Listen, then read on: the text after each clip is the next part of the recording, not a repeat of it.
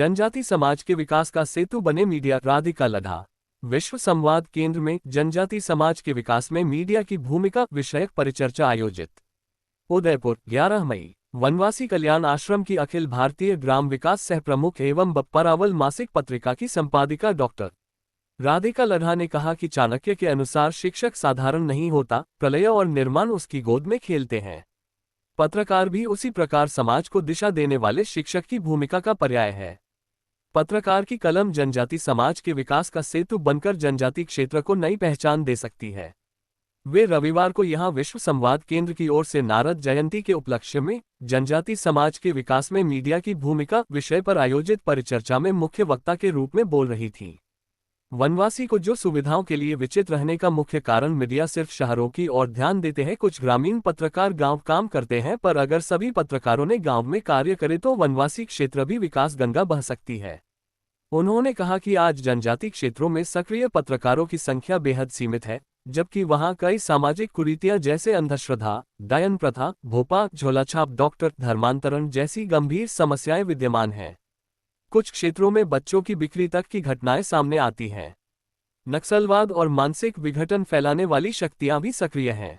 ऐसे में पत्रकारों की जिम्मेदारी बनती है कि वे इन समस्याओं को उजागर कर सरकार और समाज का ध्यान आकर्षित करें। परिचर्चा में राष्ट्रीय स्वयंसेवक संघ चित्तौड़ प्रांत के सह प्रांत कार्यवाह एवं विद्या भारती जनजाति शिक्षा राजस्थान क्षेत्र के सचिव नारायण लाल गमेती ने कहा कि जनजाति क्षेत्रों में मीडिया के प्रभावी पगफेरे की आवश्यकता है। उन्होंने कहा कि आज जनजाति युवा सोशल मीडिया पर शहरी युवाओं से भी अधिक सक्रिय हैं। जनजाति समाज भारतीय संस्कृति का मर्मस्थल है, जिस पर मिशनरियों जैसी बाहरी शक्तियां आघात कर रही हैं।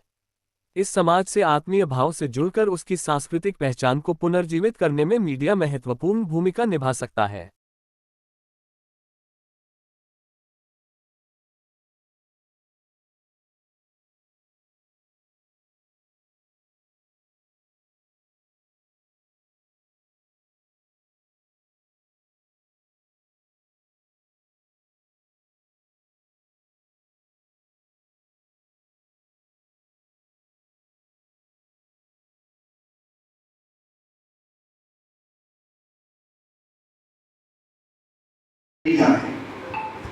हम नई नई समस्याओं से ग्रसित होते हैं और सब कुछ हम एक तरह से केंद्रीकृत करने की व्यवस्था में लगे हैं, हमारे अनुरूप बाकी सबको बनाने का प्रयास है। जबकि अनादिकाल से एक बहुत बढ़िया व्यवस्था में वो अपना जीवन जी रहे हैं। उनके पास उनकी एक संस्कृति है, उनके पास उनकी न्यूनतम आवश्यकताओं से उन्होंने जीवन जीने का एक तरीका सीखा है। हम संचयन में हैं और वो बहुत न्यूनतम में काम कर रहे हैं। तो ये चीज समझना और वो जो श्रेष्ठ जीवन पद्धति है उसको समाज में लेकर के आना वापस, कि हम नगरीय जीवन के अंदर भी हम उस तरह से जी सकते हैं क्या। तो ये जो परंपराओं के बीच जिसको हम कई बार संघर्ष भी देखते हैं, और ये सारा जो परोसा हुआ है वो पश्चिम का परोसा हुआ है हमारा, और हम उसी दृष्टिकोण से उसी नजरों से उनको देख करके अपने आप को श्रेष्ठ और उनको कमजोर कमतर बताने के प्रयास में लगे हुए, और संघर्ष भी वही दिखता है।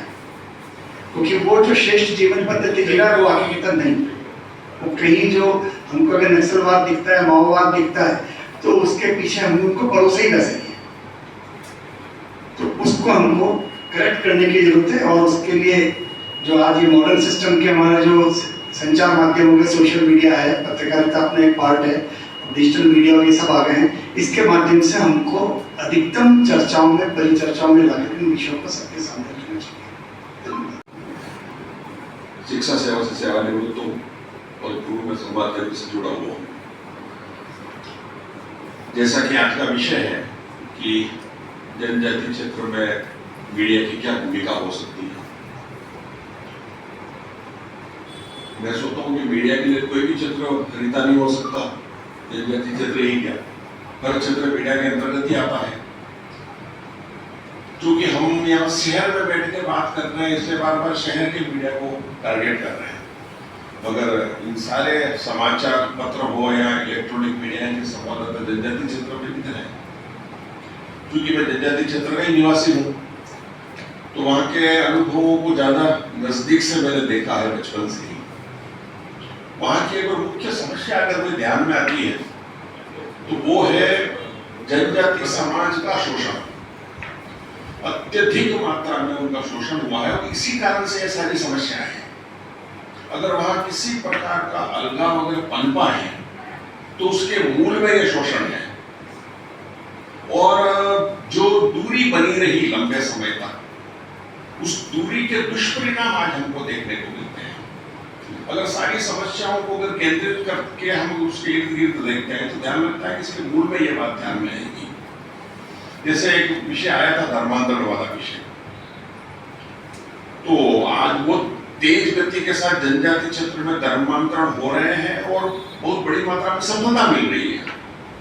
जबकि अगर वास्तव में अगर हम देखें तो हमारे धर्म और संस्कृति के प्रति जितना समझ जनजाति क्षेत्र के अंदर है वो किसी में भी नहीं हो सकती। उनका आज भी अनुसरण वे कर रहे हैं, बाकी सब वक्ताओं ने भी बताया है। फिर वो क्यों सफल हो रहे हैं? तो उसके पीछे कारण जो है वो कोई उनका उस दृष्टि से श्रेष्ठता है ऐसा नहीं है। कहीं न कहीं ये बातें जो दूरी बनी हुई है ये इसमें कारण बनते हैं।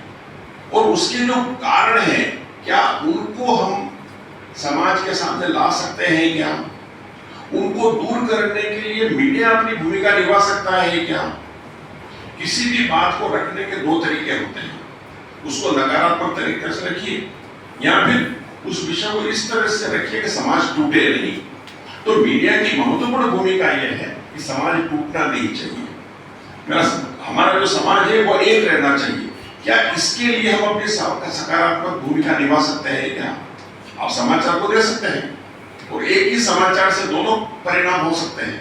तो इसमें एक ये समझ विकसित करने की आवश्यकता है। दूसरा, वहां पर भिन्न भिन्न प्रकार की जो समस्याएं हैं, जैसे चिकित्सा की समस्या है, उन बातों को भी क्या हम उजागर करके प्रशासन को उस ओर केंद्रित कर सकते हैं क्या?